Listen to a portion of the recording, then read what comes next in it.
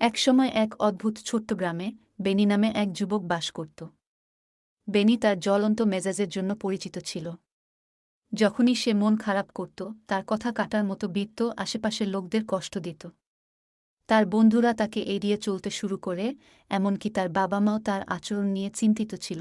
একদিন বেনির বাবা সিদ্ধান্ত নিয়েছিলেন যে তার ছেলেকে একটি গুরুত্বপূর্ণ পাঠ শেখানোর সময় এসেছে। তিনি বেনিকে নখের একটি ব্যাগ এবং একটি হাতুড়ি দিলেন। বিভ্রান্ত হয়ে বেনি শুনলেন যখন তার বাবা তাকে নির্দেশ দিয়েছিলেন, যতবার আপনি আপনার মেজাজ হারাবেন, আমাদের কাঠের বেড়াতে একটি পেরেক মারবেন।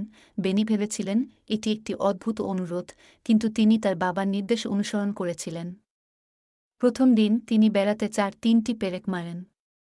যতদিন যাচ্ছে বেনি বুঝতে পেরেছে যে তার রাগ নিয়ন্ত্রণ করা কাঠে পেরেক চালানোর চেয়ে কঠিন।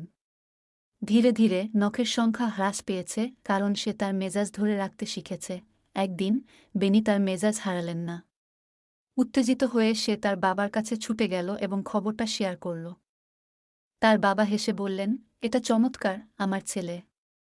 এখন প্রতিদিন আপনি আপনার মেজাজ নিয়ন্ত্রণে রাখুন, বেড়া থেকে একটি পেরেক টেনে আনুন। সপ্তাহ কেটে গেল এবং বেনি সমস্ত পেরেক মুছে ফেলল। তার বাবা তাকে কাঠের বেড়ার কাছে নিয়ে গিয়ে বললেন, বেড়ার গর্তগুলো দেখো। এটা একই হতে হবে না। আঘাতমূলক কথার মতোই তারা দাগ ফেলে। আপনি যতবার ক্ষমা চান না কেন, ক্ষত থেকে যায়। গল্পের নৈতিকতা: লোকেরা রাগ করে এমন কিছু বলতে পারে যা তারা পরে অনুতপ্ত হয়।